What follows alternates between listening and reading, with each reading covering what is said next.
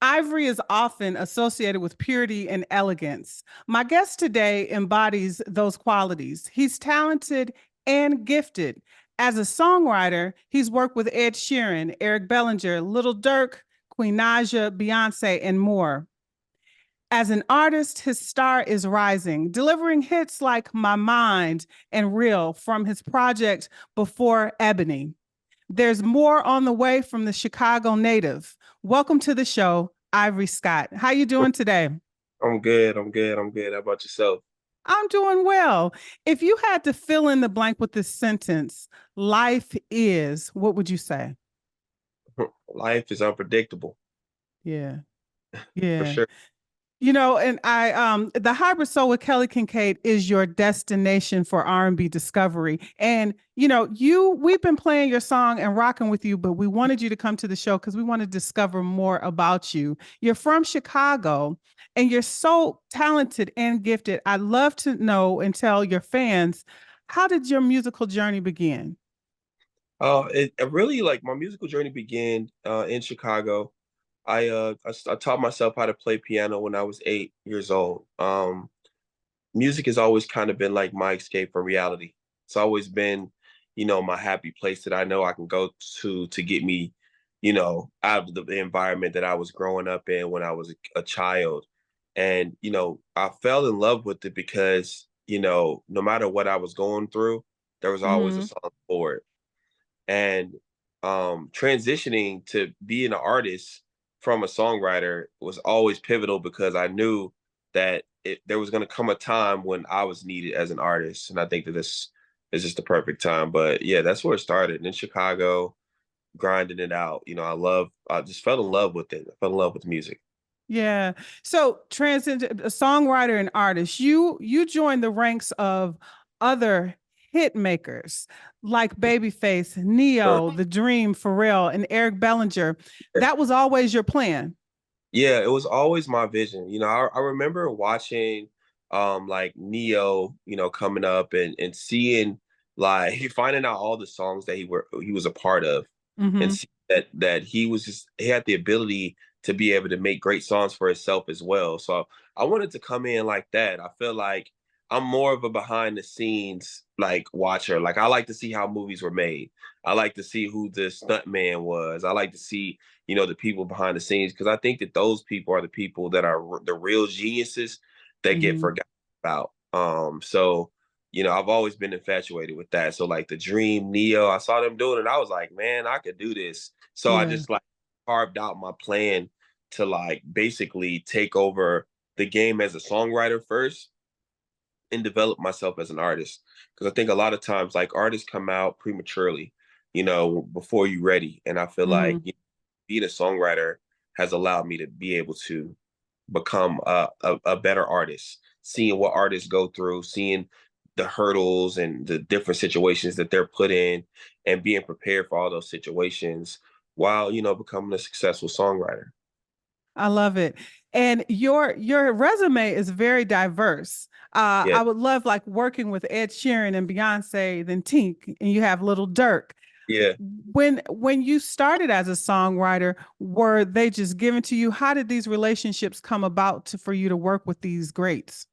Well, basically before I got started, like I've always like been very like diverse in the catalogs that I listen to. Like Hmm. I get it. I feel like in order to be able to be successful in different genres, you have to really dive into that genre. Like a lot of Right. people, like I see a lot of people trying to do like country music right now that probably shouldn't do it. And I see a lot of that because they're not really being true to whatever that sound is. So like Hmm. I had a period of my life where I was just listening to pop rock music. I was Hmm. just into fun. I was just listening to Green Day. Like I was tapping into that market to really understand what were the elements that they were using. I have like had one of the biggest Afrobeat songs in the world, Peru. You know, Yes. so I was able to do it convincingly. Like no matter what room I'm put in, I'm a chameleon. And I can't say that I can't take the credit for that. You know what I'm saying? I get a credit to God because God put that in me to have the Yeah. ability to be able to shape shift. And I feel like the best, like being a songwriter is like being an actor, and I always think about Denzel Washington when I think about songwriting because he becomes that person. He Hmm. becomes whoever he's acting to be. So when I go in the studio with Beyonce or Ed Sherran or whoever, I become that person in order to help them, give off what they trying to give off as a person. I can't give them Ivory Scott. I got to give them Dirk. I can't give Right. them my Scott. I got to give them whoever that artist is that their listener is looking for. So God has given me that gift, to be able to shift and do any genre convincingly. The question you asked is how I got in those different rooms. Basically, I just had the ability to be in any room so Hmm. that my A&R or with my publisher or the producer I was working with, they thought of somebody that can be in any room. They thought of Ivory Scott. You know what I mean? They like, oh, who am I gonna call to go in the studio with Fireboy, Right. Afrobeat, Right. somebody that has the ability to be in every room. That's what's made me so successful and broad, and that's a big reason why I wanted to start off as a songwriter because I could be very intellectual and I could be very ratchet. So I could go on both sides of the fence. And I knew that as an artist, I couldn't be all of that at one time. It's too much to take in. So my outlet is songwriting. When I want to write a ratchet song, I hit Sexy Red. You know what I'm Yeah. saying? Want to write an acoustic ballad, I hit Ed Sherran, so I can get into those different bags without pulling too much for myself and putting myself in a box. Because I think the box is ultimately what makes creatives fall short, of their Right. greatness. Don't put Right. yourself. Talking foundation in Chicago, you teach yourself how to play piano at 8. When did Right. the songwriting come in? Shortly after, I Uh-huh. started putting two together because I always sung it. I sung in church, in the choir in church. So like putting the two together was kind of, was easy. Like it was like, okay, I want to write songs. And then I saw that my mom was obsessed with Babyface. And so like, being that like Babyface had played such a big role, in the environment. My mom was also obsessed with R. Kelly, another great songwriter. Yeah. So it's like I don't know. Like I feel like our influences drive us to want what we want. I Yeah. was literally just talking to my family in the car about my uncle about like just my upbringing and like how like where I came from and how I pulled, a flower out of the concrete and like how I just basically figured out how to make it out of nothing. And that's, what I'm saying, that's all grace to God, but also my, willingness to be able to try anything. And So put in that work. for sure, Put in for that sure, work. I for love sure, you're very engaging on your social media to your fans and people who are following you. You're very sure, spiritual. for sure. And I'm curious to know one of your favorite Bible verses I would think is Psalms 10:12. Yeah, Arise, O Lord, O God, lift up thy hand. Forget not the humble. for sure. Why does that connect with you? Well, one of the reasons why I went to 10 and 12, 10 and 12 is actually my late sister's birthday. So Hmm. she was born 10 and 12. That drew me to that. But then when I got to that scripture, I feel like, we're living in a world where flash is everything, you know, where, people are getting praised for, being outlandish and flashy, but the humble, people aren't being able to sift through the cracks. So I'll just ask Lord, not to forget about the humble, not to forget about the hungry, not to forget about the people that are, really on the ground floor. And I feel like that's what my music on this project that I'm putting out represents. It's music for the real people. It's music for the real world. Ultimately, like, the internet is just all of our highlights. It's everything that we love. It's everything that we enjoy. It's the vacations. It ain't the days in the office that you had to put in to be able to have that vacation money. It's all the celebrations. So it's like, you know, that's, what my driving force is to be the voice of like the people, Hmm. how Pac was, we need that, that natural, music in the world today for real. And I feel like that's my place. what's kept you motivated just throughout this journey? Because you're working with all these superstars, your star is rising, and you getting some publishing checks and stuff. How do you keep grounded? Honestly, I feel like, once upon a time in my life, I was that hungry guy, you know, that needed a role model, that needed Hmm. somebody in my life to be able to be an example. So I'm motivated by being an example for somebody that's going through the stuff that I went through. That's my motivation. There's nothing that I could buy or have to fulfill that hunger. So I'm always hungry to be an example for the next wave. To be an example for that young Black kid that's living in a poverty-stricken home and don't have food and don't have the proper clothes or the necessities, Hmm. and give it to be that example for somebody that's been through something and say, look, if Ivory Scott did it, I could do it. So that's my motivation to continue to raise the tier and the pillar of how far Ivory Scott can actually really go in life as an example. I love it. Let's take me on your journey. Raised in Chicago, packed Yeah. up and moved and made a decision. I want to be this superstar, and you moved to LA. Yes. Yep. So basically, when I left high school, I graduated from high school when I was 17 years old. Went to the University of Iowa, played football, tore my ACL, went back to Chicago. Right, couldn't stay in school.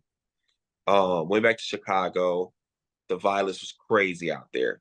All my Still brothers, crazy. all my brothers in jail. Everything, just the energy is bad. So one of the guys I met in college was like, "Hey, come down to LA. I got a guy at I think it was Sony Records at the time. I got a guy that wants to meet you." Because even when I was in school, I was still doing music. I never stopped doing music since I've started. So he was like, "Come down. I got a meeting for you. It's gonna change your life." I go to LA, and of course, the naive me is saying, "Hey, I'm about to go to LA. I'm about to get a big record deal. My life is about to change, Hmm. right? I'm about to save the hood." Go to LA. Of course, the meeting goes nothing like that, right? I'm not ready because I'm not ready, right? So I go out there, and then the guy that I'm staying with, when I go out there, he's like, "All right, it's time for me to go home." So I'm like, you know what? I got nothing to go to. So I take my keyboard that I took down there, right? I take my keyboard the next day, I take it to the pawn shop, sell my keyboard to the pawn shop, buy my own first car, right? Buy my own first car, live in my own car for 9 months, studio hopping, going to every studio, every label, every place that I can be at to try to like build my sound and build, I always say sharpen my sword. So throughout the process of that, I met a guy named Jimmy Deere, which was like a producer for Seal, white guy. He's like, man, you can come use the studio, but you just got to keep it clean, around here, stuff like that. So basically, I was like the janitor of the building, and I could stay and work at the studio.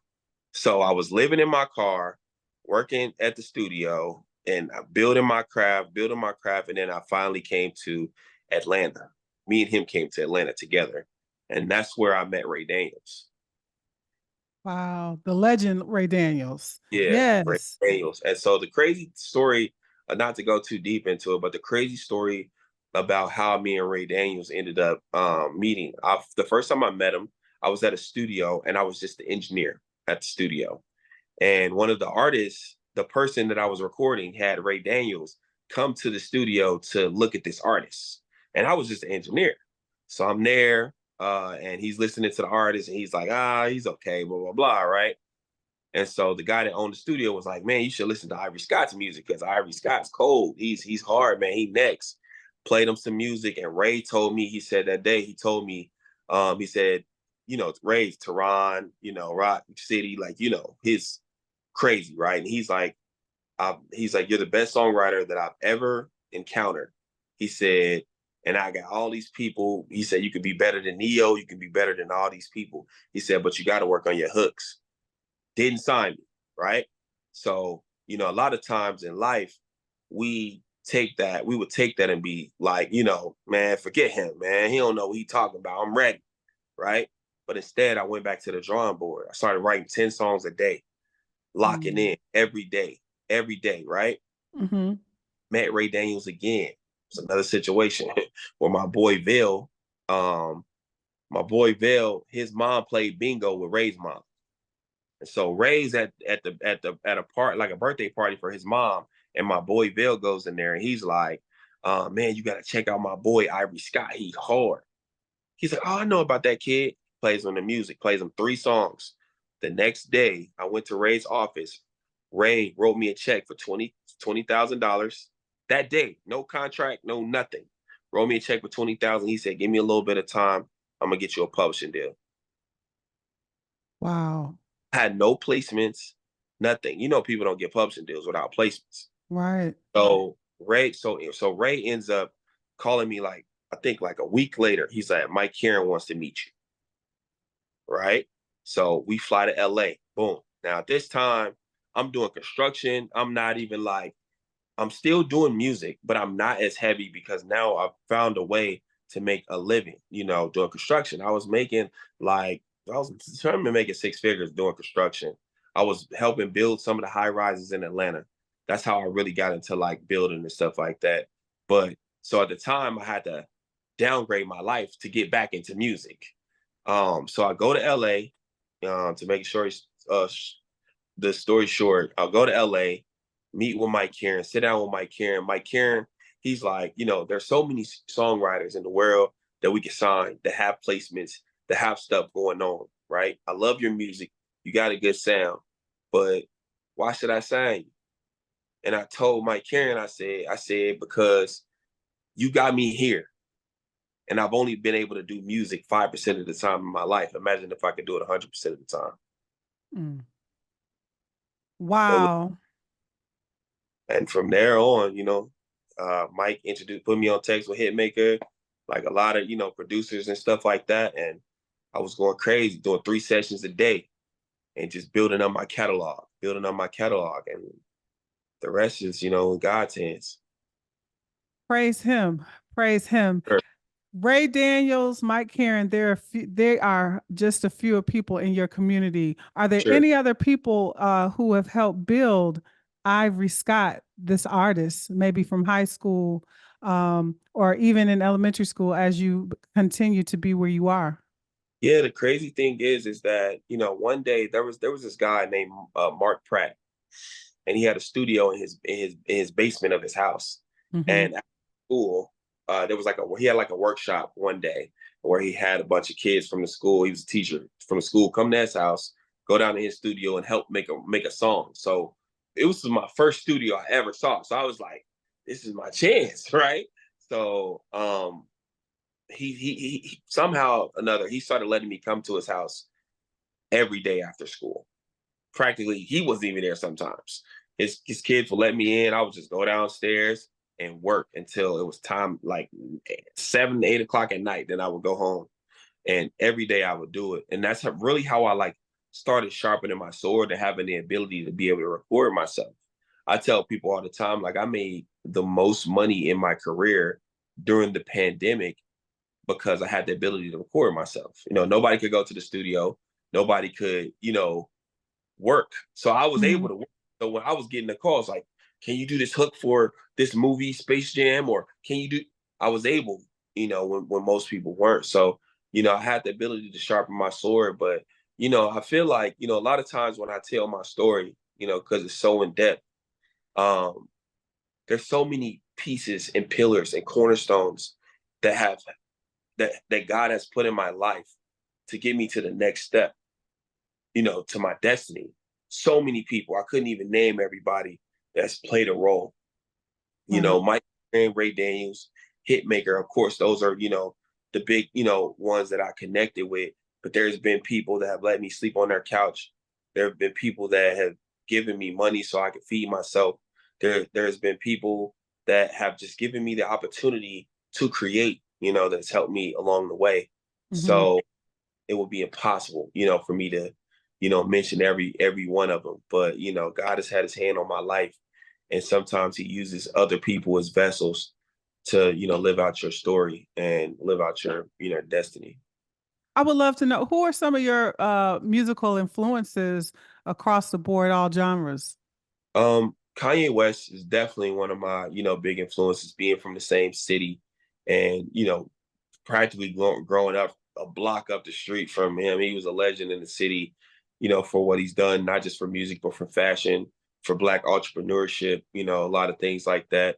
As a songwriter, I think that, R. Kelly, with all the allegations and all the stuff that he has going on, aside from that, he had the ability to make music for a long period of time, Mhm. and he went with the time. He like, if you think about where R. Kelly started, and you think about how long he was able to last and be relevant in music, his consistency and his relevancy in the music business, I was super infatuated with that.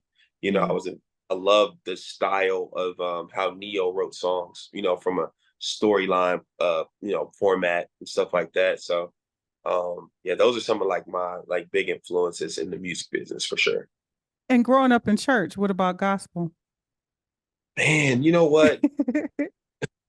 Aside from like, Kirk Franklin, like growing up, but Yeah, like now, like I'm super like into like the contemporary Maverick City, yeah, type of vibes. Like that's what really gets me going, because I feel like, it's still cultural, it's still, so I'm heavy like into like Maverick City and stuff like that when it comes to like gospel world. yeah. How fun is it now when you released before Ebony? How fun is it releasing that project and knowing you got more on the way? Honestly, it's one thing to put music out on other artists and get Yeah, number one records. Like I have at least like in my house at least like 45 plaques, for number one records, for platinum records, for records that I've been a part of. yeah, And I as an artist, it's something different. It's a whole nother thing. So it's super exciting to, get a natural feedback from people, real people, engaging with my music, real people, word for word lyrics and that I'm saying. It's yeah, different writing a song, because it's like it's really me. You know what I'm saying? It's really me. So it's definitely like rewarding. It definitely feels good to the heart, because I always like say what comes from the heart goes to the heart. And that's, yeah. how I can actually get out, touch people, and not just influence them through the songs that I make for other people, but influence them for myself, for who I am. I love that Queen Naja had said, she was like, I was wondering when he was going to be an artist because he was referencing these songs. And I'm like, who is this? Working Man, with working with her on My Mind, which is one of my favorite. That definitely has a bop.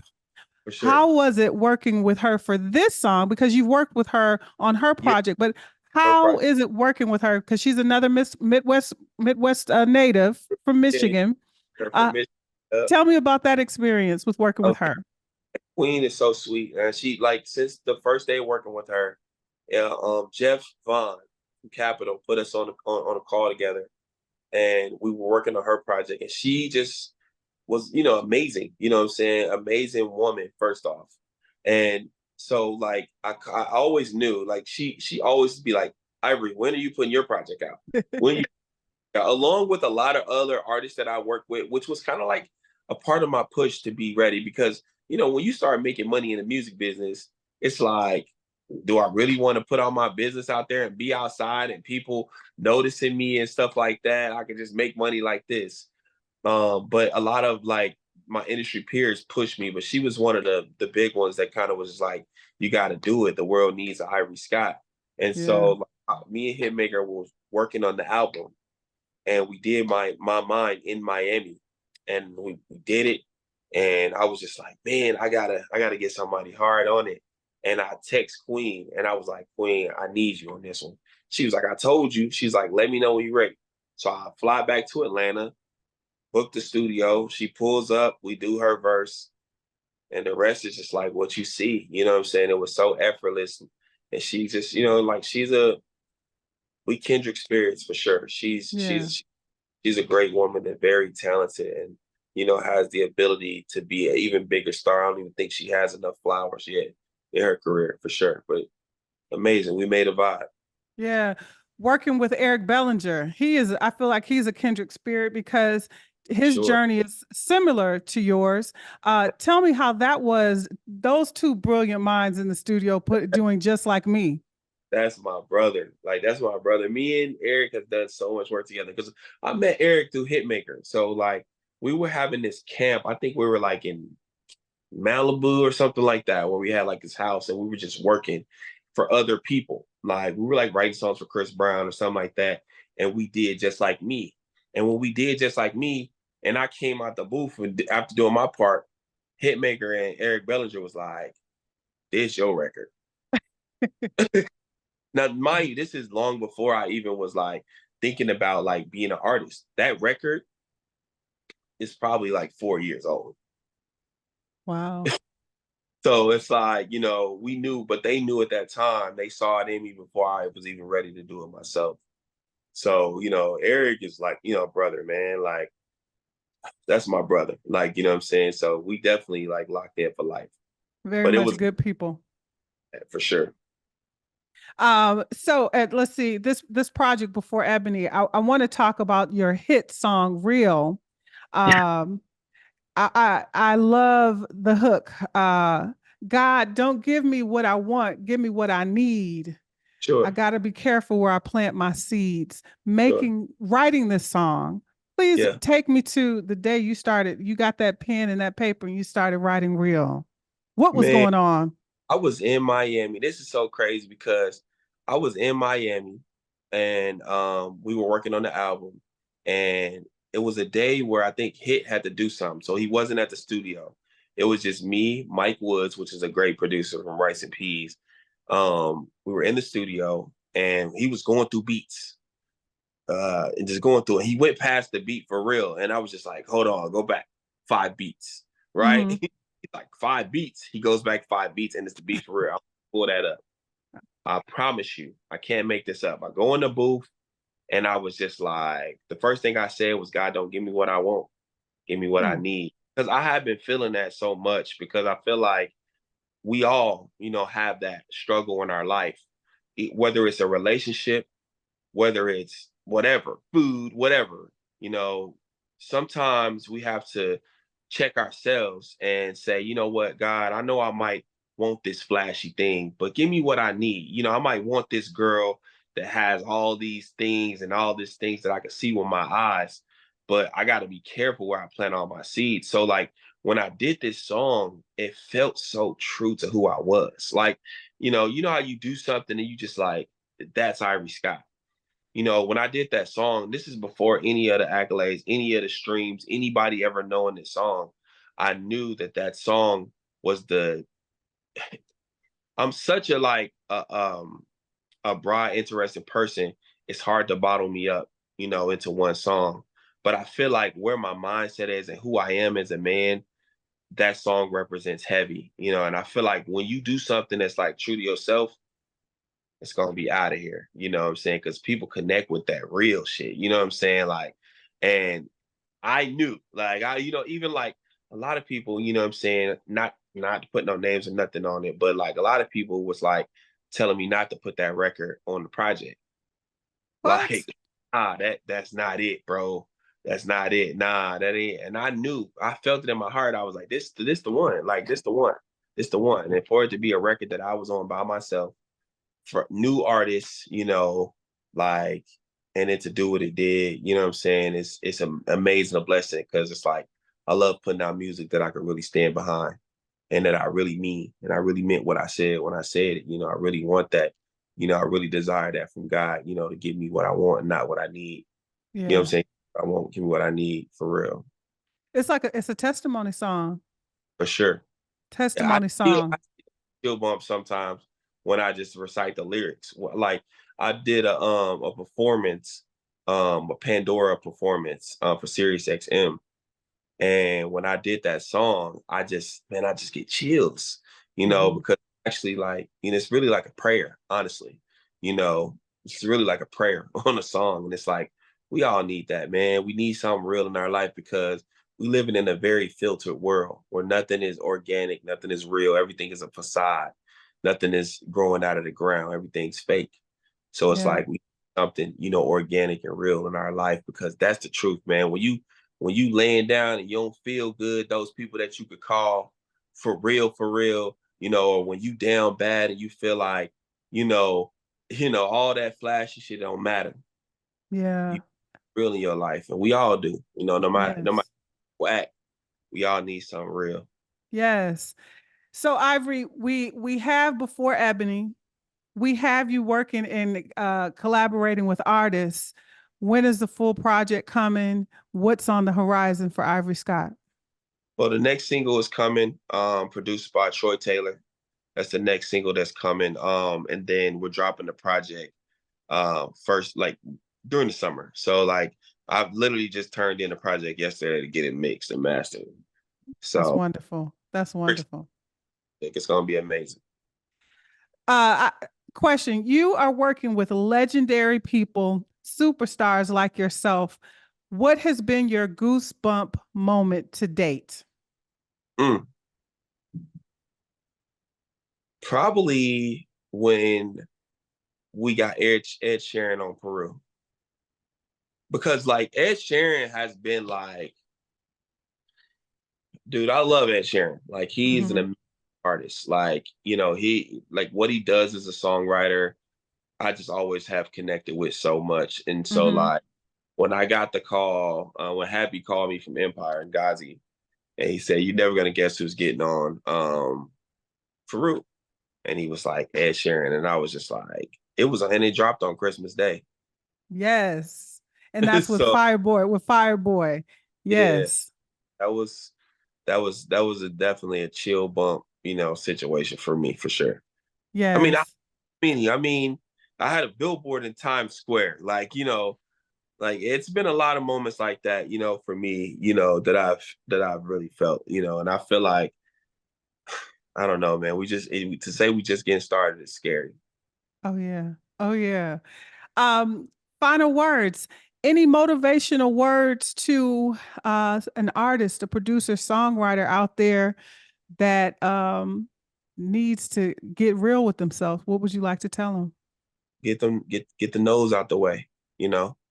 It's like in life, you're gonna get way more no's, but you only need one yes. You only Mm-hmm. need one situation, to curb your life. So get your nose out the way, put the work in, grind, keep God first, and get your nose out the way. Because that the more no's you get out the way, the closer you're gonna get to your yes. Don't give up, man. Anybody can do it. Like if I could come from what I've come from, you know, an addict for a father, a not present mom, and a poverty stricken life, and I could turn it into a flower, you could do it. Like you could do it. It's possible. Don't stop dreaming. It's never too late. I love it. I love it. Well, Ivory Scott, we continue to support you. We're looking for more and more of you here at the Hybrid Soul with Kelly Kinkaid. I thank you for your time. And we're going to see you outside somewhere on the stage, rocking Def- out. Definitely, Kelly. We outside. It's gonna be time. That's Yes. my be on the stage. So I'm excited Very about it for sure. good. Very good. Well, thank you once again. My guest today is Ivory Scott. Follow him, and it's the Hybrid Soul with Kelly Kinkaid, your destination for R&B discovery. Let me hit